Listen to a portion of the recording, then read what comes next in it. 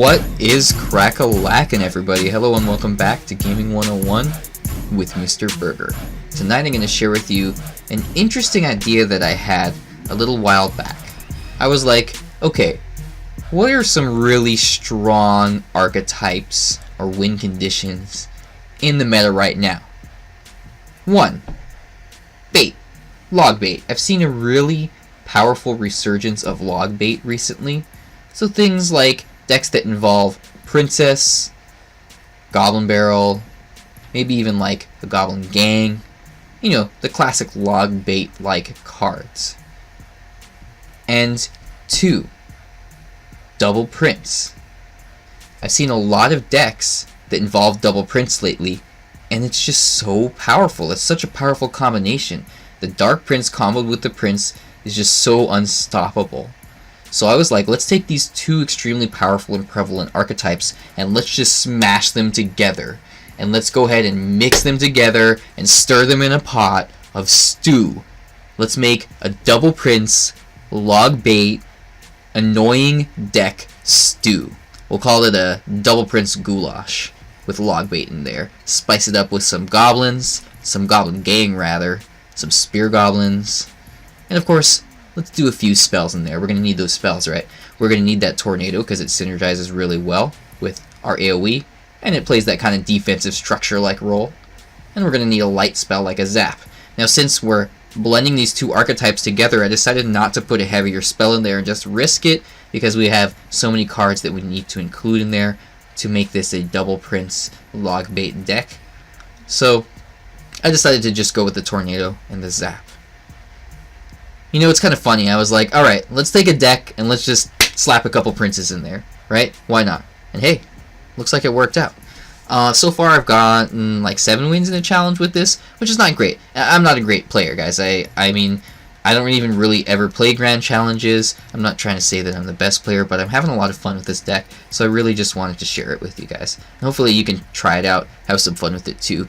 Let me know how it goes, and if you decide to make a few tweaks, maybe you want to put a cannon cart in there or something like that, let me know how it goes. Actually, when I was first deciding how to craft this deck, I was thinking I wanted to put a cannon cart in there. Maybe I will at some point. Maybe I'll swap out like the Spear Goblins for a cannon cart. Because if you haven't already, you can take a look at one of my recent videos that I did. It was a giant skeleton cannon cart log bait video crafted by Rizwan. And I did my kind of review and cover and explanation and tip guide of his deck, and it had a cannon cart in there, and it actually works out really well in log bait decks. So what I'm trying to say here is I crafted this deck, and it's actually proven to work out quite well for me. Let me know how it goes for you. There are a lot of win conditions in this deck. It's really interesting, and there are some flaws. I have found that like that lack of a fireball or a rocket or a poison can prove to be a deficit for me, but so far it's fun. So there's a lot of win conditions. You got the classic princess at the bridge or princess in the back to chip away. Of course, you got the Goblin Barrel, and it goes without saying, place it at the corner furthest away from the enemy's king tower on the enemy's princess tower if you're going to use it as your opener. So if you're going to place it in the left princess tower or on the left princess tower, do it on the bottom left corner. And if you're going to place it on the enemy's right princess tower, do it on the bottom right corner. Just in case they have a tornado, this will prevent it from allowing them to tornado it into their king tower, activating it, which gives them a large benefit through the rest of the game.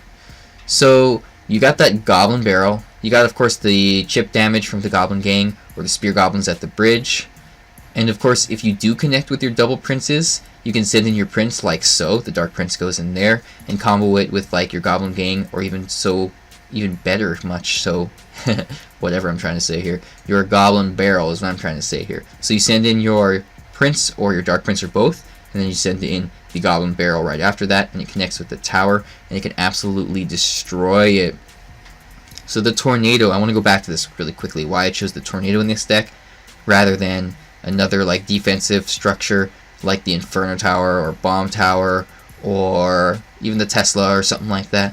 Well, I really like Tornado, first of all. It's a personal choice. It's one of my favorite cards. I think it's really strong in the meta.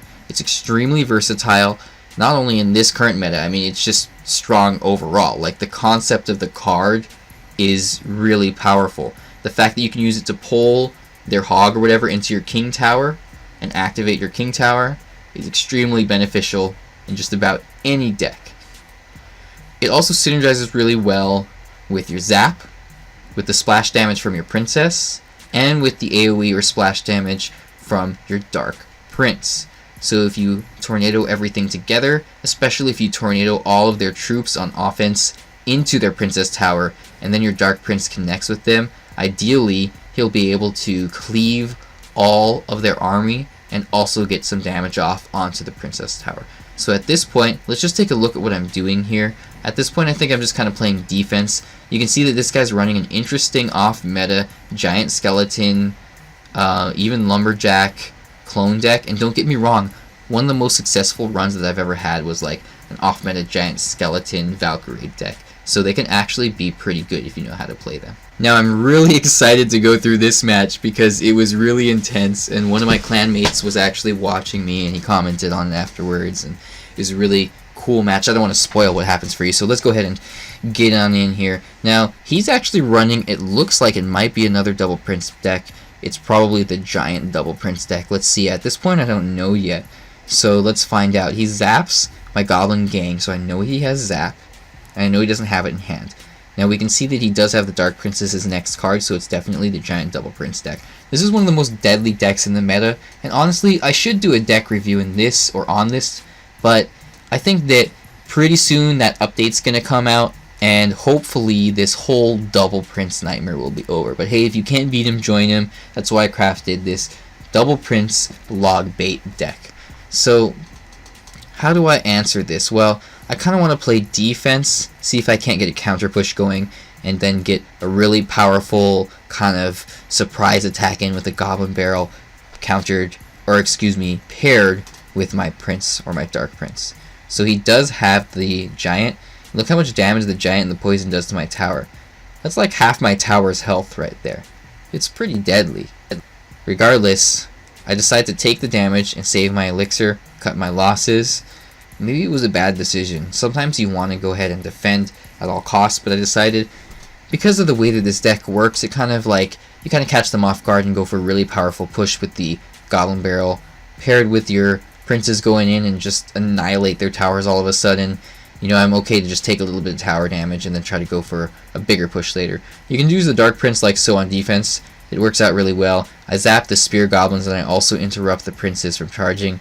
His regular prince survives, so I use my Goblin Gang to defend against that, to make sure that it doesn't connect to my tower. Because if a prince connects to your tower, they're just so strong in this meta, and it'll just do so much damage to your tower. I use my prince on defense here, and I tornado everything back. Luckily I got it just so that it caught the giant. I was worried I wasn't going to catch the giant there, and if I didn't, that would be bad news for me. Regardless, the giant goes back in here. I use a Goblin Gang in the back after everything's locked onto my tower to destroy his support, but it's not there in time to prevent it from taking down my tower. So he goes ahead and applies pressure, and this is something that you can do with this annoying giant double prince deck, is you can be really aggressive. You can place that giant and the prince at the bridge like so, and it'll just do a ton of damage, and it works out really well. So I go for kind of a Hail Mary and try to get some chip damage off in the right by using my Goblin Gang, my Goblin Barrel. I know that you can use the princess at the tower to chip away at the tower, and he decides to go for a push on the left lane. Maybe he thinks like, okay, he's just gonna get the tower either way.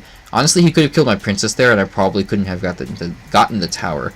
But either way, he decides to push in the left lane rather than kill my princess. She gets the tower for me, and he's done a bunch of damage to my left tower, but I go in for a push with the double prince here. Look at how much damage those two princes do, and then the Goblin Barrel connects to the tower, and that's just absolutely GG for him. And I caught him off guard and just blew his tower up. Alright guys, that is my handcrafted, right, from my hands, from the hands of Mr. Berger. Berger crafted. I'll make it into a cheeseburger, slap some cheese on it, put some lettuce. I like barbecue sauce instead of mayo and mustard. And we'll call it a handcrafted burger deck. Alright guys, thanks so much for watching, and have a good night.